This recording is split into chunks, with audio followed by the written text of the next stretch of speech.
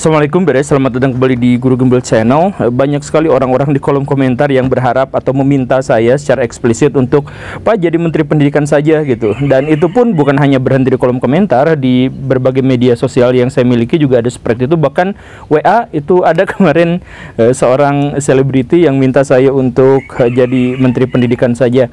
Saya sih sampai sejauh ini belum berpikir untuk ke sana gitu. Tetapi kalaupun mungkin saya diizinkan untuk memilih, maka daripada jadi Menteri Pendidikan mendingan jadi Kominfo. Apa alasannya? Adalah karena sangat mudah saya pikir untuk masuk ke situ. Soalnya jajaran Kominfo yang kita kenal sekarang pada umumnya bukan orang berlatar IT, bukan orang berlatar media, tetapi orang random aja siapa gitu. Ya mungkin pertimbangannya adalah hal yang lain gitu. Ya ini sih sebenarnya agak berbahaya dan agak rancu. Maksudnya di zaman sekarang itu justru yang terjadi perubahan yang sangat radikal itu adalah di dunia media, dunia informasi, dunia digital. Wajar kalau misalkan ada kemudian di Indonesia Kominfo, tetapi sangat tidak layak kalau misalkan ternyata jabatan itu hanya untuk pemanis saja atau untuk bagi-bagi kue kekuasaan dan sebagainya. Tidak memiliki latar kompetensi yang jelas tapi sudah bisa diangkat menjadi menteri, itu sebenarnya agak ngeri. Tapi memang faktanya seperti itu. Coba misalkan kita cek ya, menteri yang sekarang itu adalah Pak Budi, itu latar belakangnya sama sekali bukan IT, tetapi FISIP UI. Ya, nggak kaget sih, tetapi ya beliau latar belakangnya memang bukan informasi, teknologi, informatika, digital, dan semacam itu. Kemudian yang kedua, Kominfo yang sebelumnya itu Pak J. Plate yang korupsi sekian triliun itu, ternyata itu juga bukan ahli IT. Beliau itu adalah tukang jualan alat-alat perkebunan, alat-alat pertanian. Jadi apa hubungannya alat-alat pertanian dengan IT? Saya tidak tahu kenapa beliau dipilih seperti itu gitu ya. Tetapi kemudian kita lanjutkan, ternyata Kominfo yang sebelumnya juga bukan, yaitu Pak Rudiantara. Beliau itu adalah tukang administrasi bisnis. Jadi jago bisnis mungkin dan juga jago administrasi, tetapi apa? Maksud saya gini Baraya, harus ada sebuah disclaimer bahwa saya tidak akan mengukur seseorang hanya berdasarkan gelar akademiknya saja gitu. Saya sangat terbuka pada orang-orang misalkan yang tidak memiliki basic pendidikan atau tidak memiliki latar pendidikan di dunia IT misalkan, tapi dia jago IT. Saya terbuka kemungkinan untuk itu. Cuman maksudnya ini kan lembaga publik, yaitu kementerian, dan ini amanahnya oleh rakyat gitu. Dan kita mengetahui bahwa ada banyak sekali ahli IT di Indonesia yang jago ngehack, yang jago apa, banyak gitu. Mereka tidak dipekerjakan, bahkan banyak di antara mereka yang ditolak di dalam negeri sampai bekerja di luar negeri. Saking susahnya. Tapi di sisi lain kita kemudian ngangkat selevel menteri ternyata orang yang tidak berkompeten di bidang itu. Kan sebenarnya ini sangat-sangat mengerikan. Bahkan sebelum misalkan ya, sebelum Pak Rudiantara itu ada Kominfo sebelumnya yaitu Pak Joko Suyanto. Ya memang beliau cuman sebentar ininya, cuman beliau juga bukan ahli IT. Nah baru sebelumnya, sebelum Pak Joko itu ada Pak Tifatul Sembiring. Ya beliau memang bukan orang yang bisa disebut sebagai pakar, tapi setidaknya beliau memiliki latar IT, ada sedikit di situ, walaupun IT S2-nya di Pakistan, tapi lumayan lah, setidaknya ada di situ. Dan kita bisa melihat bahwa dibandingkan dengan semua menteri sebelum dan sesudahnya, itu beliau yang prestasinya paling bisa dilihat. Ya walaupun tidak besar ya, tapi prestasinya lumayan bisa dilihat dan kontroversinya paling sedikit. Nah, tapi kan di sini bisa kelihatan bahwa setidaknya orang yang punya latar IT bisa lebih paham gitu. Ya, tapi oke lah, Pak Tifatul, oke, kita dapat poin 1 gitu ya. Kemudian sebelum Pak Tifatul Sembiring siapa? Ternyata adalah Pak Muhammad Nuh. Pak Muhammad Nuh itu tukang listrik. Jadi teknik elektro latarnya. Jadi bagaimana ceritanya menjadi IT dan diamanahi jabatan publik selevel menteri Kominfo, itu saya tidak mengetahui latarnya, saya gak tahu lah ya. Dan sebelumnya lagi ada Pak Sofyan Jalil. Nah beliau emang segala bisa gitu, segala disimpan di sana sini, tapi latarnya juga adalah ahli hukum. Maksudnya saya pikir Kominfo itu adalah sesuatu yang sangat teknis gitu, kerjaannya tuh sesuatu yang benar-benar teknis gitu. Kok dikasihkan kepada orang-orang yang, ya walaupun Pak Sofyan Jalil itu adalah orang yang terkemuka, tetapi kan beliau tukang hukum gitu, bukan tukang IT gitu. Tapi sebelumnya, sebelum Pak Sofyan Jalil itu juga ternyata ada Pak Samsul Ma'arif, seorang organisatoris yang pada waktu itu bahkan sempat bingung. Saya disuruh untuk e-government bagaimana ya? Jadi masa waktu dihabiskan untuk apa? Untuk bertanya dan meminta masukan tentang bagaimana e-governance itu. Yang dalam konteks ini menunjukkan bahwa kalau orang diamanahi bukan pada bidangnya, ya jadi ngeri-ngeri sedap seperti itu. Dan terbukti Baraya gini, ketika kita memberikan kepada seseorang amanah yang bukan ada di bidangnya, itu dampaknya sangat luar biasa. Kan Kominfo itu anggarannya sangat besar, tapi apa yang dihasilkannya? Kontroversi Baraya. Coba misalkan ya, selain Pak Samsul Ma'arif yang kebingungan bagaimana cara membangun e-governance, itu ada masalah misalkan pada menteri sekian-sekiannya, yaitu Pak Rudiantara. Itu beliau terkenal sangat kontroversial karena suka bikin sensor-sensor yang aneh-aneh gitu. Nah, Baraya pernah kan ngalamin sensor yang aneh-aneh. Nah, itu jadi pikirannya adalah saya akan menghilangkan kekerasan, pornografi, judi di media sosial, di media massa dan sebagainya. Tapi karena ketidakmampuan, saya mohon maaf ya, karena ketidakmampuan beliau dalam memahami IT, jadi akhirnya sensornya habis-habisan aja gitu. Jadi karena dia bukan seorang pawang tikus, ketika dia menemukan di sebuah rumah itu ada tikusnya, ya dia bakar rumahnya gitu, karena dia nggak ngerti psikologi tikus gitu. Ya semacam itu. Jadi bagaimana caranya melindungi rakyat Indonesia dari pornografi misalkan, ya blokir aja semuanya, nggak mau tahu gitu. Termasuk yang diblokir pada waktu itu apa, misalkan Tumblr gitu ya, kemudian Telegram ya, yang semacam itu. Padahal itu kan digunakan secara masif oleh masyarakat Indonesia gitu, tapi ditutup hanya gara-gara di dalamnya ada konten yang tidak bisa diantisipasi. Kemudian ada masalah berikutnya. Masalah berikutnya itu apa? Kominfo ternyata gagal untuk melindungi data-data negara, dan itu bukan hanya sekali. Ada 200 juta sekian data yang pernah bocor, kemudian bocor lagi. Baraya ingat kan Bang Biorka itu? Nah, itu sampai sekarang kan juga sebenarnya belum tertangani, dan justru netizen Indonesia malah memiliki hubungan yang baik dengan hacker itu. Begitupun masyarakat Indonesia memiliki hubungan baik dengan hacker yang kemarin itu bikin prank ke masyarakat, ke pemerintah Indonesia. Itu kan sampai sekarang belum diketahui siapa, sebenarnya jadi balik lagi, kita itu justru malah memberikan jabatan-jabatan Kominfo kepada orang-orang yang tidak kenal IT, padahal di zaman sekarang disrupsi besar-besaran itu terjadi di bidang itu gitu. Jadi ini sangat urgen, sangat krusial, malah diserahkan kepada orang-orang yang tidak jelas. Kemudian kontroversi yang lainnya, Baraya ingat nggak? Iya, terus misalkan Kominfo ngeblokir PayPal gitu, ngeblokir Steam gitu. Alasannya apa? Alasannya ya karena mereka belum terdaftar. Kenapa mereka harus terdaftar? Karena pemerintah berkewajiban untuk melindungi data negara, data rakyat Indonesia. Nah, ini kan ironi, PayPal sampai sekarang bisa menjaga nama baiknya dengan menjaga orang-orang yang ada di dalamnya. Orang Indonesia kan tidak, Kominfo kan tidak, tapi Kominfo justru malah memblokir PayPal dan lain-lain karena untuk menyelamatkan data rakyat Indonesia. Kan gini, ya sekali lagi Baraya, ini mah kritik ya. Saya secara terang-terangan mengatakan bahwa ini adalah kritik ya demi kebaikan bersama. Saya tuh punya banyak teman di Kominfo. Maksud saya tuh bekerja sama dengan Kominfo itu bukan sekali, beberapa kali saya ke sana gitu untuk ngobrol, untuk apa segala rupa, untuk turut dalam pelatihan-pelatihan mereka dan sebagainya. Jadi saya gak ada urusan misalkan keburukan, kebencian atau segala rupa. Ini mah sepenuhnya adalah kritik gitu.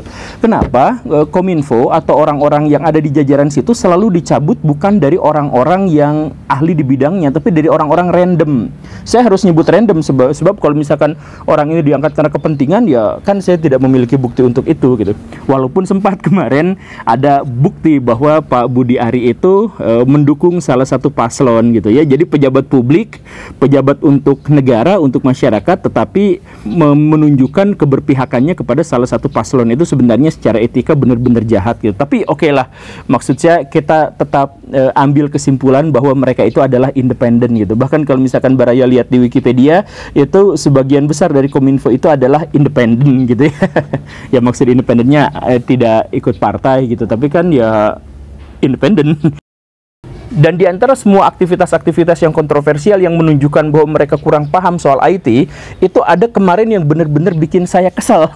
Yaitu apa, kan Kominfo itu sering mengeluarkan sebuah pernyataan, ini hoax, ini tidak hoax. Jadi bikin sebuah verifikasi, memberikan penjelasan kepada masyarakat. Ada berita yang viral ini, kemudian Kominfo mengatakan ini hoax, ini disinformasi, ini apa dan sebagainya. Dan itu rutin mereka lakukan seperti itu. Tapi ada yang unik, ketika LSM lokal dan internasional, dan kemudian lembaga-lembaga lokal dan internasional mengatakan bahwa deforestasi di Indonesia terjadi dengan sangat masif, dan itu diantaranya terjadi gara-gara pembukaan lahan sawit. Kominfo langsung mengatakan bahwa itu disinformasi, itu hoax. Apa alasannya? Alasannya adalah buktinya Pak Luhut Binsar Panjaitan mengatakan bahwa itu tidak benar karena Indonesia adalah negara yang kredit karbonnya itu tertinggi di dunia. Ini parah banget Baraya. Jadi mereka menyaring mana yang hoax, mana yang tidak, tetapi mereka sendiri menyebar hoax karena mereka tidak tahu mana yang hoax dan mana yang tidak gitu. Kan pernyataan bahwa deforestasi di Kalimantan misalkan itu terjadi, itu benar, dan di antara faktornya itu adalah gara-gara pembukaan lahan sawit, itu juga benar. Itu mau Baraya cek ke data manapun juga itu benar, mau internasional mau lokal juga benar gitu. Dari Kementerian Kehutanan Baraya bisa cek itu juga benar gitu. Tetapi itu langsung dikatakan hoax sama Kominfo. Kemudian Kominfo menyertakan referensinya adalah itu berasal dari Pak Luhut Binsar Panjaitan yang mengatakan bahwa itu adalah tidak benar. Ini dua masalah utama yang harus digarisbawahi. Pertama, mereka menyangkal klaim akademik dengan pernyataan seorang pejabat publik. Gak nyambung. Kalau misalkan klaim akademik, bantah dengan klaim akademik lagi gitu. Ini malah dibantah dengan pernyataan Pak Luhut dalam sebuah pidato yang bukan ilmiah gitu. Kan ngaco. Ini klaim akademik bahwa hutan di Indonesia rusak. Di antaranya adalah gara-gara sawit. Disebut hoax gara-gara Pak Luhut. Itu masalah yang pertama. Jadi klaim akademik justru malah dibantah sama pernyataan pejabat publik. Yang kedua, kalaupun itu boleh lah, kalaupun anggaplah kita sebut bahwa Pak Luhut Binsar Panjaitan itu memiliki otoritas gitu, misalkan untuk mengatakan hal-hal yang seperti itu gitu. Kan Pak Luhut Binsar Panjaitan itu mengatakan bahwa itu tidak benar karena sawit justru malah menyerap karbon dioksida. Gak gitu Baraya, konteksnya tuh beda. Konteks antara deforestasi, antara penghabisan hutan dengan oksigen dan karbon dioksida yang bersirkulasi dalam sebuah pohon, organisme yang namanya sawit itu beda cerita, beda konteks gitu. Nah, kan ini pernyataannya pembalakan hutan terjadi di Indonesia gara-gara sawit. Oh, itu tidak benar karena Indonesia justru adalah salah satu negara yang karbonnya diserap dengan banyak dan oksigennya gak nyambung Baraya. Ini masalahnya hutan gitu. Jadi bahkan dengan dua kacamata itu saja itu sudah menunjukkan bahwa Pak Luhut dalam hal ini itu salah konteks, tapi dijadikan sebagai perisai dan dijadikan senjata untuk menyebut bahwa hal yang sebaliknya, klaim yang sebaliknya itu hoax. Itu Kominfo yang melakukannya. Artinya apa? Dalam konteks ini bahkan Kominfo juga tidak paham tentang mana yang hoax dan mana yang tidak. Sekali lagi ya, ini bukan dasar kebencian. Kalau misalkan Baraya mau membantah, ya ayo kita buka di kolom diskusi gitu. Nah, terus yang jelas membuktikan bahwa mereka memang gagal paham juga soal tugasnya itu adalah kemarin Pak Budi Ari. Beliau sebagai Kominfo ya, beliau sebagai Kominfo mengeluarkan sebuah pernyataan yang menurut saya itu harus digarisbawahi. Ini adalah tanda bahwa beliau kurang berkompeten dalam hal ini. Yaitu apa? Beliau mengatakan kalau mungkin sih judi online di Indonesia itu dilegalkan. Apa argumentasi beliau? Karena hanya di Indonesia sajalah, bahkan di Asia Tenggara, hanya Indonesia dan Brunei sajalah negara yang masih mengilegalkan judi online. Jadi mendingan legalkan saja, kemudian kita tarik pajak dari sana gitu. Nah ini ngaco banget, ini gak logis gitu. Ini cacat logikanya parah. Kenapa? ini yang pertama Baraya, saya jadi pengen ketawa. Tapi gini, yang pertama, judi online itu bukan judi. Jadi anggaplah ada orang di Indonesia yang pro terhadap judi, bahwa judi harus dilegalkan, anggaplah yang seperti itu gitu ya. Tapi itu berbeda sama judi online. Judi itu artinya aktivitas spekulatif untuk mendapatkan keuntungan. Sedangkan judi online itu penipuan. Jadi walaupun namanya sama-sama judi, itu beda. Yang satu itu adalah aktivitas spekulatif untuk mendapatkan keuntungan, yang satu lagi itu penipuan. Mau debat soal itu, hayu. Jadi judi online itu Baraya kan sudah kenal algoritmanya. Jadi ketika misalkan kita main pertama, kedua, ketiga kali, betapa mudahnya untuk menang. Frekuensinya pun relatif rapat gitu. Tapi seiring kita main terus-terusan, maka semakin jarang kita bisa menang dan akhirnya kalah terus, kalah terus. Kalau misalkan kita sudah agak mulai meninggalkannya, tidak terlalu main, itu dikasih menang lagi. Itu kan sebenarnya ada aturannya dan itu disetel gitu. Artinya apa? Artinya ini bukan judi, ini penipuan gitu. Jadi penipuan disebutnya ya silahkan legalkan saja, ini gimana ceritanya. Kemudian alasannya adalah biar kita bisa ngambil pajak. Tapi kan keuntungan terbesarnya duitnya itu bukan untuk kita, bukan untuk rakyat Indonesia, bukan untuk bangsa Indonesia, bukan untuk pemerintah, tetapi untuk negara-negara yang menjadi tempat bercokolnya judi online itu gitu, atau penipuan online itu. Dan kemudian ada yang lucu lagi, beliau mengatakan bahwa ya kan hanya Indonesia dan Brunei saja yang mengilegalkan judi online. Ini lucu, Baraya. Jadi saya mohon maaf ya, jajaran Kominfo, kalau tidak memiliki anggaran untuk studi banding ke negara lain, googling. Jangan pakai mesin tik ya, googling. Mana ada Malaysia melegalkan judi online, mereka melegalkan judi pada tempat tertentu. Thailand melegalkan judi di tempat tertentu, Cina melegalkan judi di tempat tertentu, tapi Cina mengharamkan judi online, Malaysia mengharamkan judi online, Thailand mengharamkan judi online. Karena apa? Sekali lagi, judi online itu beda sama judi. Yang satu spekulasi, yang satu lagi penipuan. Jadi kalau misalkan ada yang mengatakan cuman Indonesia lah yang mengilegalkan judi online, sekali lagi ya, kalau mungkin, kalau ada anggarannya, silahkan studi banding lihat ke sana. Tapi kalau tidak, googling aja, cukup googling. Masa googling nggak bisa? Gitu? Mengeluarkan pernyataan yang seperti itu, konyol, itu di depan publik gitu, untuk masyarakat gitu.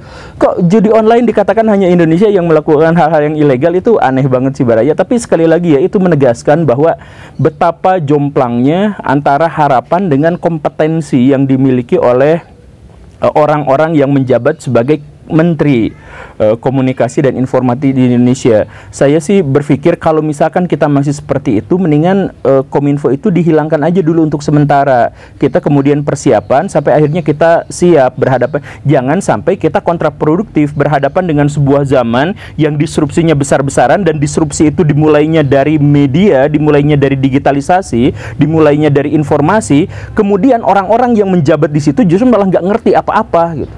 Kan parah gitu. Jadi ya please lah, untuk orang-orang itu, sekali lagi ya, saya nggak punya kebencian apapun. Secara pribadi saya menghormati orang-orang yang dimaksud itu, tetapi bahwa mereka rela untuk mengabdi di bidang itu, diamanahkan di bidang yang mereka tidak kuasai, itu benar-benar fatal. Pak Jokowi tolong ya. Terima kasih karena sudah menyimak. Saya Guru Gembul. Assalamualaikum warahmatullahi wabarakatuh. Assalamualaikum Baraya, ini Guru Gembul, dan sekarang saya mempromosikan buku karya saya yang alhamdulillah terbit di diterbitkan oleh Narasi. Judulnya adalah 50 Muslim Paling Berpengaruh dalam Sejarah Peradaban Islam. Ini temanya, polanya, alurnya ngikutin kayak Michael Hart yang zaman dulu.